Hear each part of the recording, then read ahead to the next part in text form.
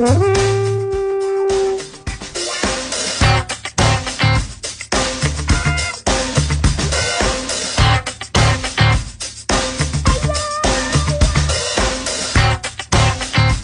to some texts dealing with several subjects we explored in the first hour of the program, including the union, the predictable, but I think rather flawed and ultimately losing Major League Baseball player union reaction to the new owner's proposal that was revealed, or at least much of it was, last week. This is from 701 guy. Owner greed may be misinterpreted as long-term viability of the game. It makes financial sense to make a little less money to ensure they have a product for the future. Again, I don't. I can live with, at the end of it, somehow the owner is getting more money if, in the translation, the long-term viability of the game is ensured. That's what most fans are going to be thinking about at this point. And if you can accomplish the flaw in the Major League Baseball pay system is the obvious on both ends. It's the teams that are spending $500 million, and there are the teams that are spending, instead of $500,000, $60,000 or $80,000 in payroll. And it's both ends that on this show we've talked about forever. It's too easy for the have-nots to say, why should we bother? We don't have a chance. So just keep writing us the check for the revenue sharing, but we're not even going to try. No, that's not a concession that is a long-term answer to the viability of the game. Any commissioner should have to reject that approach. We all know spending money doesn't guarantee anything, but you have to at least be in the ballpark, no pun intended. And that's what I love about this deal. The floor is a very viable number. It's not 80 million or 90 million or 100. It's at least listed at this point at, 170 million and some change. This is a callback from yesterday. This is Hendo in Minneapolis about we played the Steph Marbury sound, another one of those, winter horror stories he loves to tell. That he knew right then and there that it was over. No matter how much money the Wolves might have been able to get him, that wasn't the issue. He was not going to handle he just could not handle the weather. And we got back into the whole issue of the love we lost, etc. Hendo writes, I don't think you overrated Starbury's talent, Dan. You just didn't see what a head case he is at the time. See him making a video of himself swallowing Vaseline to soothe the sore throat. Crazy. I have not seen that one. Well, remember, there was a time where we played a lot of Marbury stuff. We did, you're right. Because it did seem like he was going through something. Yeah, it did. It did, you're right. I think he's bounced back from that pretty well, but it was a lot of nonsensical stuff that he was Yes, he's bounced back, and now he's pretending he's he was a viable part of New York Knicks history. Knicks timeline. legend. Yeah, it's hilarious. I think Hendo's right. But in the end, when you're evaluating a player, you're supposed to evaluate on talent and head and sensibility. And that was still my miscalculation because the head's not good enough for it. Not at the NBA level, no matter what his talent might have been. We'll never know if it might have gone differently if he had stayed. That part's undeniable. But it is also, sadly, at this point, a little on the unanswerable side. Let's get to some Nate Tice-related texts as well. That's not it. Birthday. Oh, yeah, it is Louie's birthday today. We'll be talking to him in the 5 o'clock hour. Organizations fail quarterbacks before quarterbacks fail organizations. Where are we at on JJ? Did the organization fail him, or did he fail the organization? Well, that's the money KOC quote, right? That people said, "Whoa, that's profound," and ultimately that will be a question that might be, directed back in his direction. I think right now what I would say is two things. I think it's a good chance that his best chance, if he's got one, is going to be with another organization eventually. And that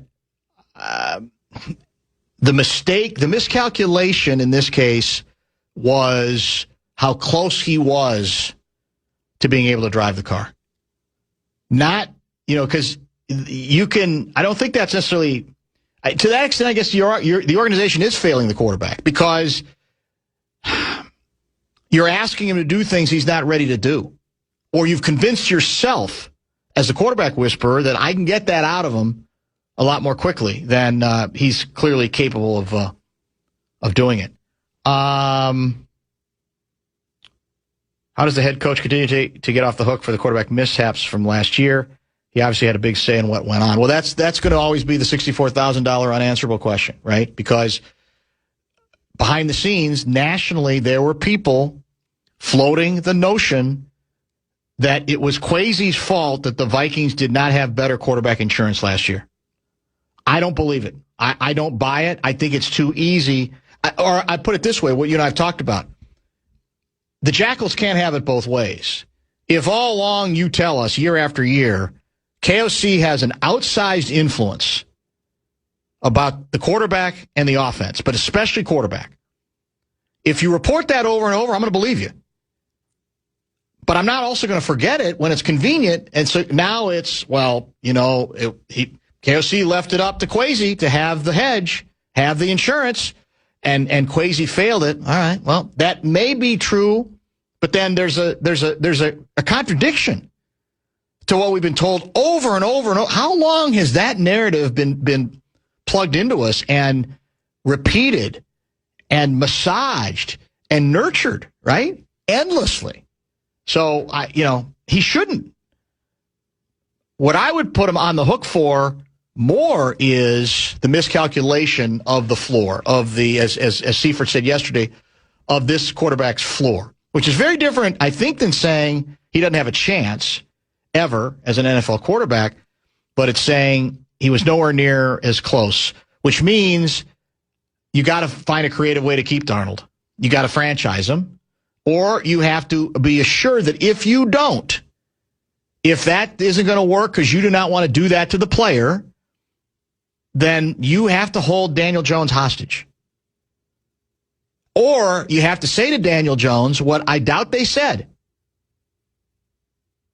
We're drafting a quarterback named J.J. McCarthy. We like him. But you have every bit as much right to that job as he does. That's the way we're doing it. And I doubt that's what they were at any point willing to put it that way. Do you? Because we all know that Jones made a smart business decision. He did. Not because I think he wanted to leave here, but because he said, well, no, the Colts, the Vikings are anointing this guy as the new star, the new up-and-comer. Colts, they had a guy like that 2 years before, and now they're turning cold on him. Richardson, right?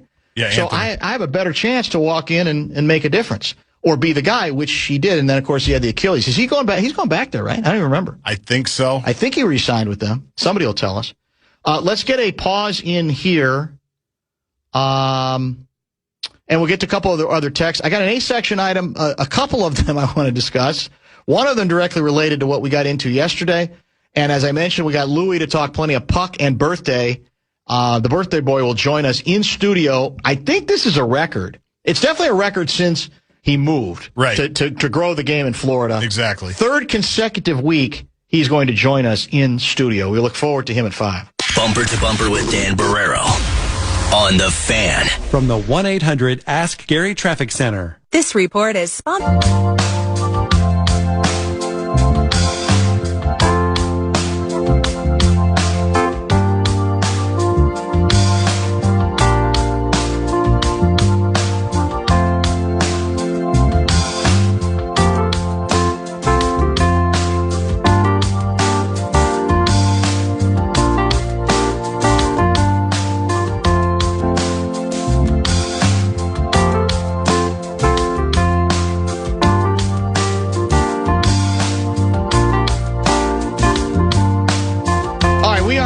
Back, a lot of conversation, speculation about the the remodeling, the downsizing, the new digs. A lot of stuff made the transition. Maybe at first glance, I saw no microwave.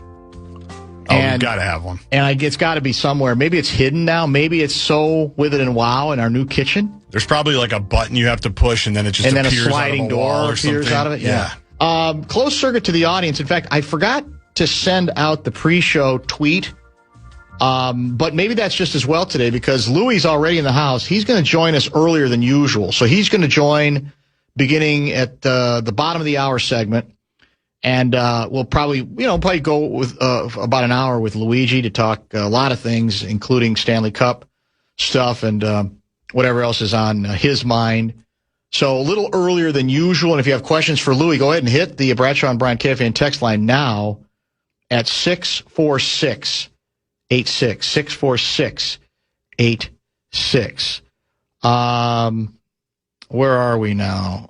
Let me get to a couple of other. Oops, I just lost my cursor. A couple other texts I want. This is for 612 guy. Here's his analogy.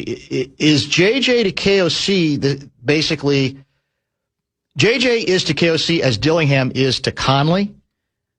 Yes and no. I mean the Dillingham pick is a fail. There's no varnish you can put on it. I don't even think Conley would argue about that.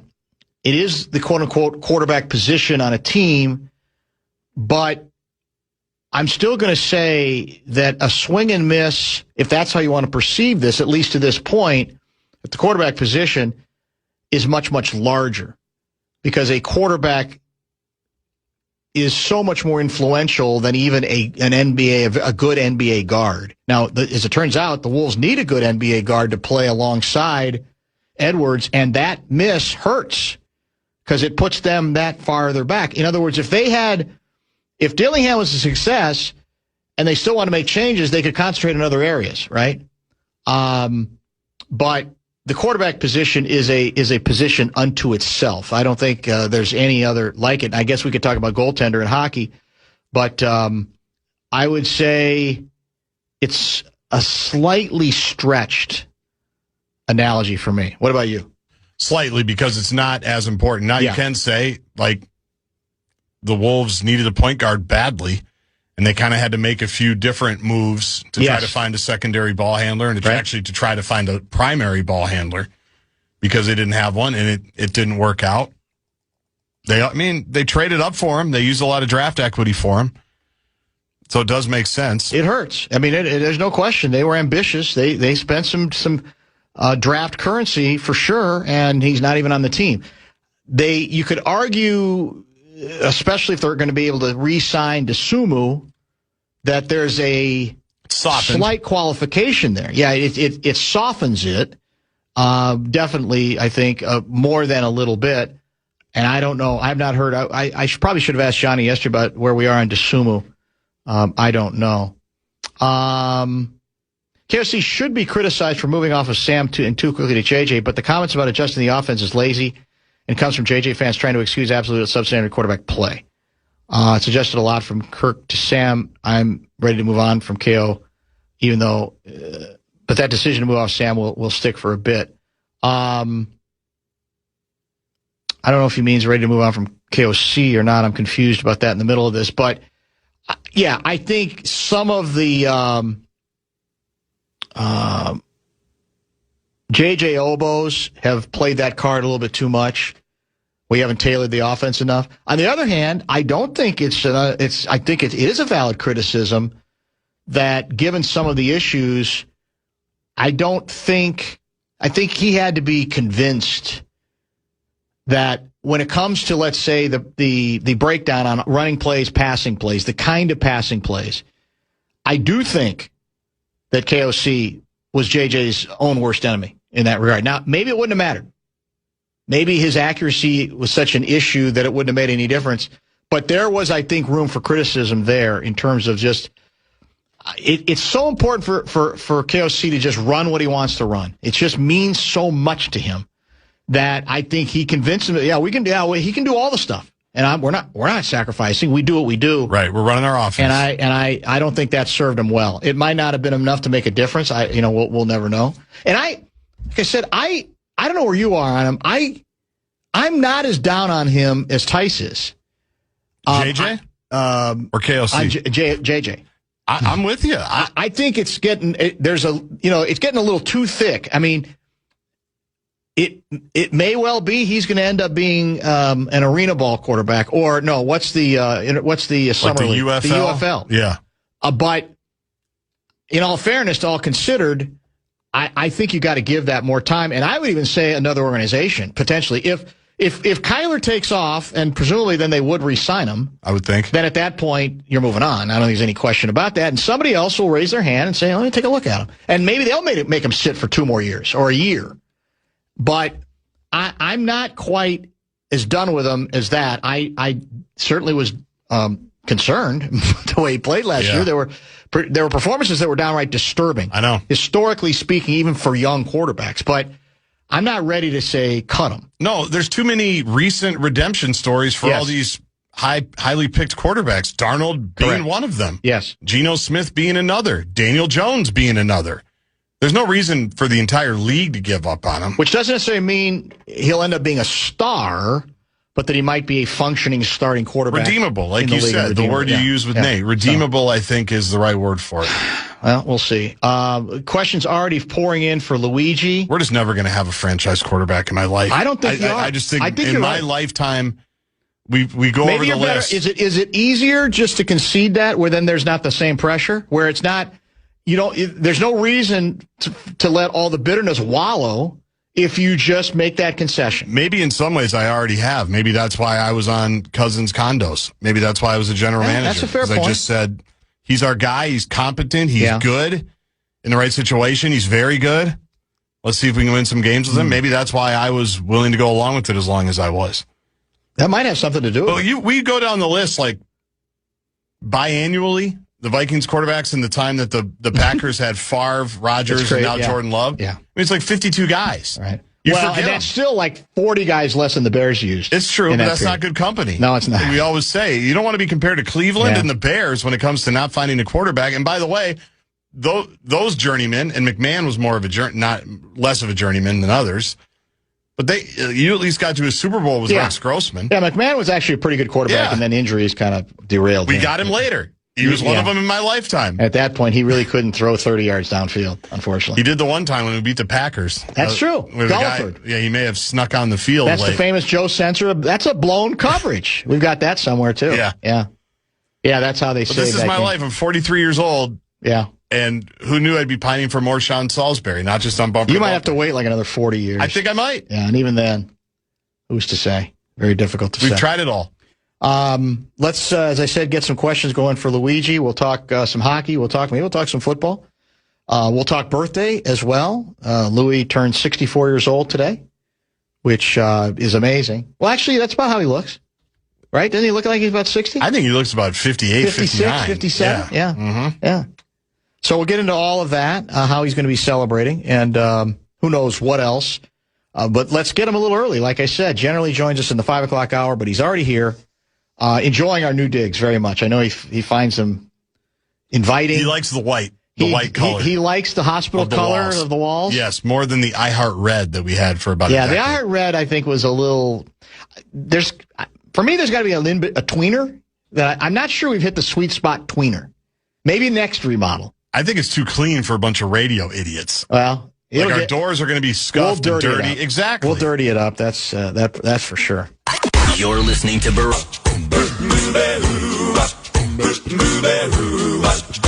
Well, she sneaks around the world from here to Carolina. She's a sticky-fingered filcher from Berlin down to Belize. She'll take you for a ride on a slow boat to China. Tell me, where in the world is Lou Nanne? He is not growing. Oh, sorry about that. I stepped on your touchdown call. What'd you have, Garzi? And on June the 2nd, happy birthday, Sweet Lou from the Sioux. There you go. There you go. I was about to say, you're not growing the game in Florida right now. You're back in the Twin Cities. And we think it's historic. You used to be in all the time, obviously. But then when you moved, it was rarer. I don't think since you've moved or spent as much of the year in Florida as you now do, that at this time of year there's ever been 3 straight in-studio visits in a long time. Well, I can't recall. Yeah, it's been a while. That's true. Happy birthday. Thank you. Happy birthday, Luigi. So nice to keep having them. Well, that's what I was going to say. Where are you philosophically on the birthday celebrations? Do you like them bigger and bigger and bigger every year? Do you not need that? What do you like the family to do? How do you like birthdays handled, Louie? Well, I've never been big on celebrating birthdays. Yeah. I probably missed over 40 of my own. I mean, to be home. Yes, right. But tonight we'll have our kids go to Tavern 23 and have some. Someone likes sushi, Maui tacos, something different. But it just it's something that I don't know. If I'm going to have a celebration, I just wanted to make sure my family's there. Yes. And I can't have all of them. I got 46 now. When you look at all the kids, grandkids, great-grandkids, spouses, et cetera. So close Tavern 23 for the night. That's the only option. Right. Yeah. Shut it down. I should. Yeah, you're right. But it's funny how fast they go. I think that's the most amazing thing to. I feel like I just said my 84th last year. Yesterday. Yep. I'm looking now, and I was telling my wife yesterday. I said, "Do you realize it's September already?" She said, "What are you talking about?" I said, "I looked at my calendar, the travel we got to do, and I got to do, and now it's September." So I said, "This is going to go by so fast, and it gets faster every year." It's like, when you get to the end of a roll of toilet paper, it never stops going. It's so fast. Toilet paper philosophy. I like that. So do you get more? A lot of people, as they get older, they get more philosophical. Or do you not want to make it that weighty and that deep? You just keep doing what you do, which is all the things that you do. That's it. That for you, not stopping is the key. That is the key. That's exactly what the key is. It's not that I get more philosophical, but I do have a different mindset as far as things that I used to think I had to do or were very important, aren't as important as I thought they were. And yet being able to continue to do something, not have a slow down gear, I think is really why things go by so fast for me, but it also makes me energized enough to do the kind of things I want to do. Do you ever think about what the average day, how you would deal with the average day if you didn't keep doing the things you're doing, including the business stuff that you continue to be involved in? I mean, funny you said that.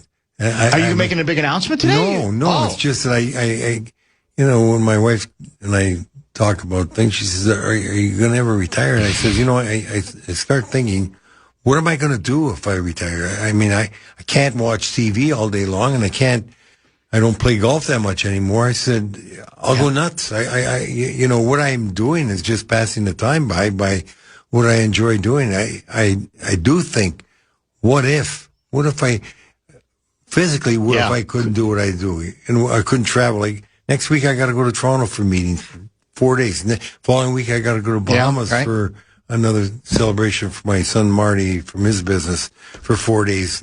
Now June's gone, and when I started looking at things like that, I'd say, what if I couldn't do those kind of things? Would I get bored? Would I deteriorate? My body would deteriorate? So, I give it a lot of thought. I give a lot of thought to maintaining my desire to keep doing what I'm doing.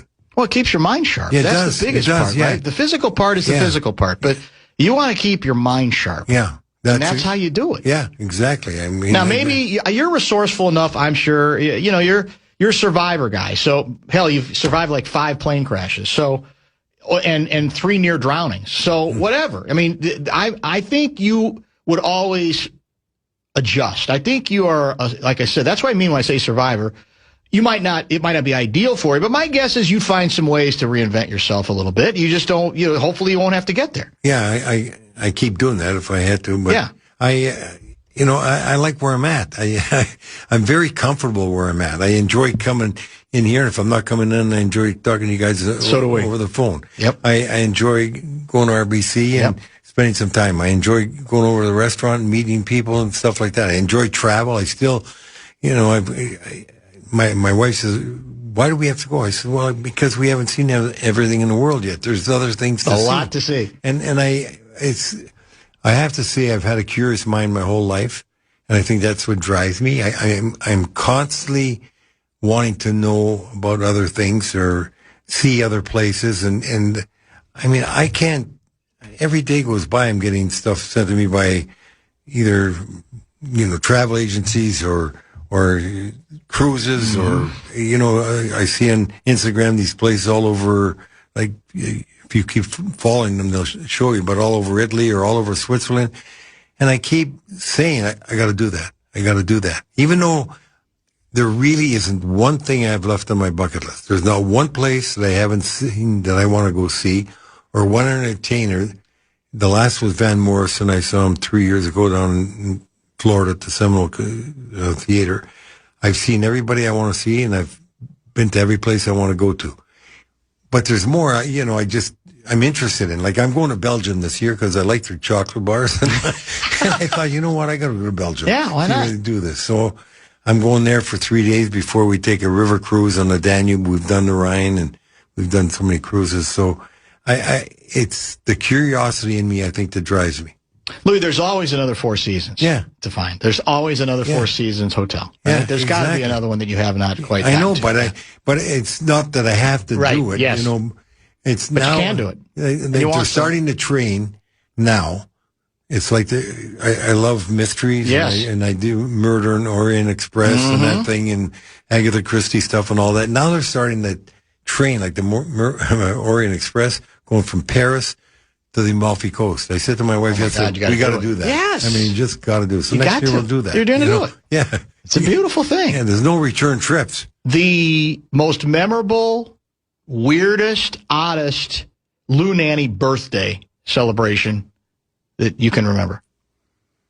Anything come to mind? No, the only one that I can remember I remember because it was June 2nd. We were having a player-owner meeting. Actually, it was in Las Vegas, and it was 112 degrees in July. And Cliff Fletcher and I talked to him yesterday, and my good friend we've traveled all over the world together. And at that time, he was general manager of Calgary, because he'd been Atlanta, Calgary, Toronto, Phoenix. So that one was at Calgary, and we went out and played 9 holes. And I just said, Cliff, I got to quit. And he said, yeah, it's so hot. He says, it's dry heat. I says, the oven's dry. Don't put my head in the oven. I says, I got to get out of here. Yeah. And that's the weirdest one, because it's a day that stuck out of my mind. And why was I playing golf in 112-degree weather? The oddest location you ever celebrated a birthday? When I say odd, no, maybe it doesn't have to be odd. Interesting, fun. I mean, how often do you celebrate a birthday on vacation? I don't know if we ever have outside of really? That. Interesting. Like I said, I probably haven't been home for about 30 or 40 of my birthdays. I'm traveling for work or stuff like that. So I really haven't had big birthday celebrations. In fact, I said to my wife yesterday, why don't we just stay at the cabin? This was yesterday. And she said, tomorrow's your birthday. I said, so what? What have we done for my birthday? No, we're going home. The kids want to have dinner. We're going to Tavern 23, so. Yeah, you should have had it. You have them all. They got plenty of room for everybody. You just do the whole thing at the cabin. Yeah, but they work. They have to come out there. That's true. They have more ties to stay in the town than I do. Yeah, that's a very, very good point. We were saying, Gargi and I were talking yesterday during the show. The news broke about Larry Fitzgerald Sr. passing away at the age of 71. And I mentioned it's trite, but it's true that time doesn't wait for anybody, man, and it does hit you, when it's a person. I wasn't tight with Larry. We actually, going back to the Denny Green era, we had our battles. But I came to really respect him. I think he respected, I think we had a good, relationship from afar, good conversations. And he's another one of those people that you just think, well, he's part of this, he became part of the fabric, media fabric, certainly of this community. And then, of course, his kid ends up being a Hall of Fame player. There's no guarantees for any of us, man. And I think that's a lot of reason why you say, I ain't stopping. No. Right? I have to tell you, I got to know Larry. He never came to a lot of hockey games till the playoffs and that.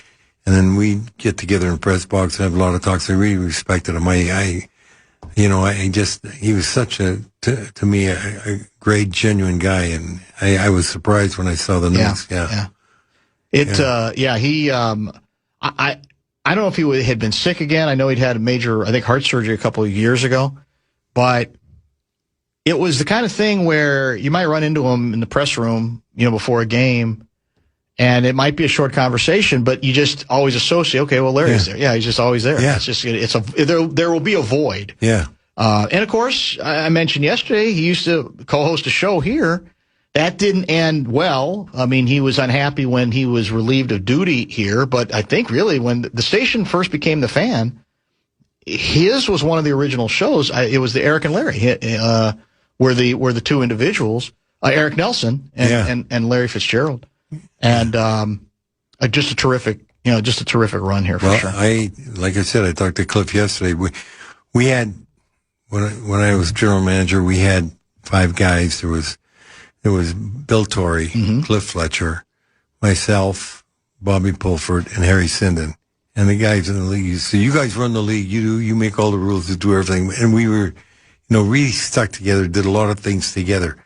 Now, Torrey died, Pulford died, Cliff got leukemia, he got out of the hospital yesterday, he's going through chemo, and then Harry Sinden can't leave the house, he's not in good shape. I'm the last of the 5. And when you start thinking that way, you start realizing your mortality. It's so different. When I was young playing hockey, I didn't think anything could kill me or stop me. Your mindset changes so much as you get older and you see your compatriots pass away and they keep going. And then your teammates and the guys you played against, like 2 last week, when I played against Dennis Hall and the other managed against Claude Lemieux, and they're younger than you, and you start saying, boy, you never know when your number's up. And a son. You lose, that's never supposed to happen, right? No, you're not, that's the opposite way that it's supposed to go. Right? Yeah, you hate even thinking about all the kids. That's, I used to visit the hospitals a lot, and I really used to have a tough time seeing the kids being sick. I just don't understand that. I can't find any reason in the world why they should have illnesses like that. It just drives me nuts. Yeah.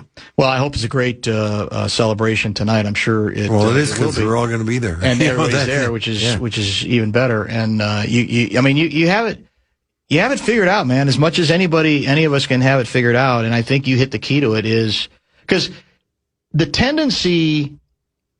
Especially if you're in any occupation, but an occupation that's perceived as busy, it's, you know what, life's too short. You gotta get away from it or get away from all of it. And you did get away from the hockey part. Yeah.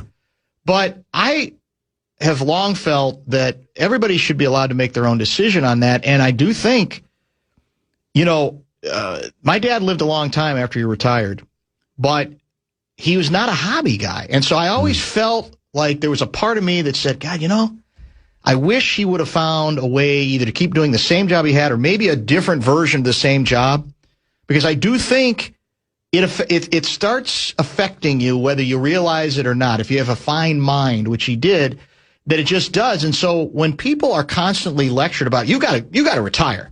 You should stop. That's enough. It's like, well, no, maybe you don't want to. Yeah. Or maybe that's part of what you think keeps you alive, right? Literally and maybe even figuratively. Yeah, I say everybody's got to do what they think is best for themselves, what they think makes them comfortable.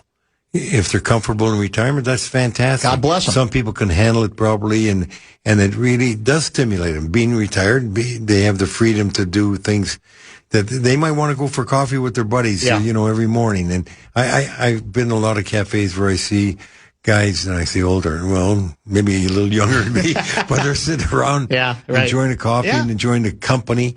That's comfortable. That's absolutely fine. You could be retired that way. So it's whatever makes you comfortable, whether you're retired or not retired. A texter asks an interesting question. He wants to know what you believe, what you feel is your most important to you accomplishment in hockey. I think easily something that nobody knows about, that I wrote the merger for the WHA and the NHL, and they tried to get it done for a year and a half, and they couldn't do it. And then I think I told you the story, and we were in Ocean Reef at the time, and it was 11 o'clock at night, and Bill Wirtz called me. He was the chairman of the Board of Governors. He's also the owner of the Blackhawks, and he also had the most influence on Ziegler. And he calls me, he says, Louie, you got to come down to my boat. He had his yacht there right at our meetings, 125 foot, the Blackhawk. I go down there, and there are nine owners or representatives. We had 17 teams in the league at the time. We had the meeting the next day, and he said, you got to come up with something that satisfies these 9 guys. I said, what do you mean? He said, you got to get 9 votes, and they're all here, so you got to get them to all agree. So I had to go around one another and getting votes, like, who do you want? Because we all had rights to people in the WHA. So 4 teams are going to be coming in, and they're going to want the players that they own. So I had to satisfy all 9 guys, which took me a couple hours, and I wrote it on a yellow piece of foolscap. So the next morning, we go to the meeting, and John Ziegler, the president of the league, commissioner, whatever you want to call him, and he said, okay. He said, Louie, you can't read this. You're not a governor. It's got to be by a governor. I was an alternate governor. Gordon Gunn was a governor. So he gave it to Peter O'Malley. He said, John, that's not a good idea. He said, why not? I said, I got bad handwriting. He's not going to be able to say this right, No, he can handle it. Don't worry about it. So he gets the foolscap, and he stands up and he says, gentlemen, he says, here's the deal. Peter O'Malley, who is the governor from Washington, will read the terms that we want to vote on. There is no amendment. There is no talking during it. There's no hands up. It's read it and vote, because he knew we had the 9 votes. Well, Peter O'Malley gets up there and he starts reading the thing, and sure as heck, he screws up 1 point. And the vote comes.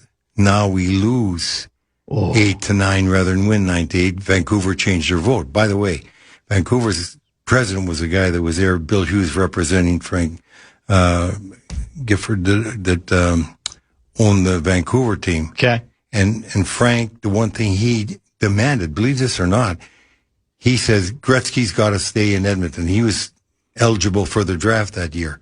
So he didn't want Edmonton to lose Gretzky, even though he's going to be a competitor for it. I thought that was magnificent. Anyway, so that wasn't the point, but everybody, we vote, the vote goes against us. Yeah. And everybody just, books were flying, people were upset. They ran out of the room, ran to their cars, jets, everything, and left. And I go up to Ziegler and Gil Stein. I said, I told you that he was going to screw it up. You should have let me read this. And no, well, that's a vote. So I leave, they leave. The next day, Gil Stein, who's vice chairman, calls me from New York. He says, Louie, I read this over. That's not what you mentioned. I said, you're right.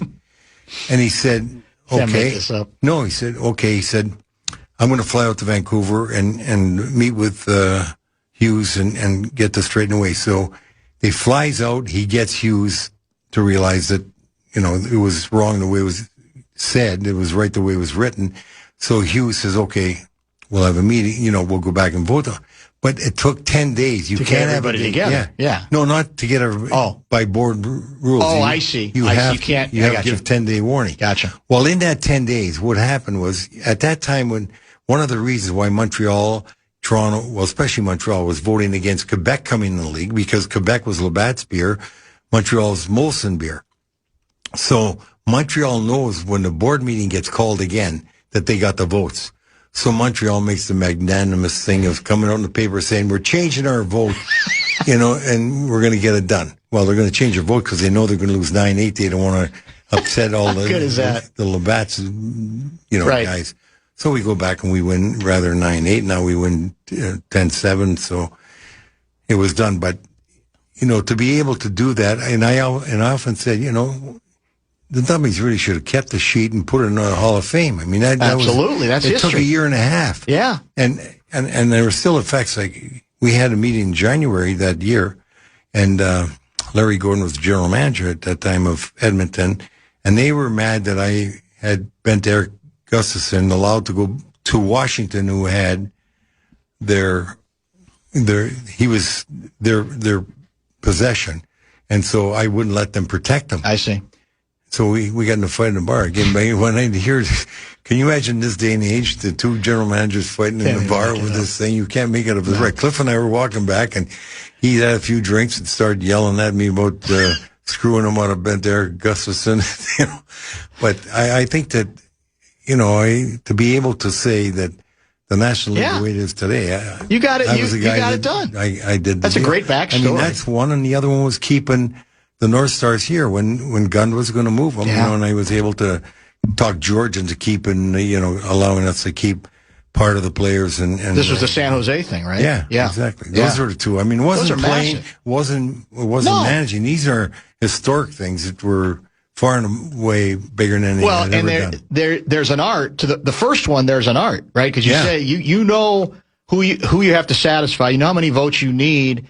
And you probably have to talk differently to different guys on the basis of their personalities, the whole bit, right? That's Well, the second was too, because you're right. Gordon didn't want to do it. George did, and I had to satisfy Gordon, so he would get, and he still screwed Baldwin, because when I came up with the idea, I told George, okay, and I talked to Ziegler, and I said, okay, we're gonna allow Howard. I said, here's what we got to keep these guys. And Madonna was one of them. Anyway, I had so many guys that they could keep. I think it was the North Stars could keep 15 of the 30 we had on the protected list. And San Jose gets 50. We'll take one, you take one. And then San Jose goes and gets an expansion draft. It was complicated. I remember that. And they end up with only paying $15 million rather than $50 million because they were getting 35 from Howard Baldwin. And when Howard was walking in, that was the funniest thing I've ever seen, because Gordon and George fly in to do the deal, to consummate the deal with Howard, and we're going in, and Howard, before George and Gordon came to the office, said, Howard, whatever you do, this deal is set. Here's the way you say, don't give up any more players. This is what you got to do. Okay, fine. So we're walking in, and Howard's talking to me over his shoulder, and Gordon, who's blind, says, Louie, is that you? Yeah. Where are you going? And Howard says, he's coming in with me for finalize this meeting. Gordon says, like hell he is. I'm paying him. He's not allowed in this meeting. So Howard went in. He lost 4 players. Wow. Yeah. Just amazing. Oh, my God. Yeah. I would think another thing would just be, I can't think of anybody in hockey that you can't call and get who, for whatever the reason. There's nobody who's not going to. There's no one in hockey, at least, probably beyond that, but certainly hockey, that's not going to come to the phone for you. Isn't that true? Well, it has been. I don't know what the new guys now. I haven't had to call them, but no, I'm just saying across the board, players, front office people. No, in fact, I got a text from Gary Bedman today because I texted him too because we both have June 2nd birthdays. Oh, he does too. Yeah. He's 74 today. It's perfect. All right, let's make this a top of the hour break. A lot more to get to with Luigi. We'll talk Stanley Cup Finals, which begin tonight right here on the Fan. What he expects there, any other wild stuff we can get into, and we'll get to some texts, a lot of good ones coming in. Stay tuned. You're listening to Barrero on the Fan. From the 1-800 Ask Gary Traffic Center. This report is sponsored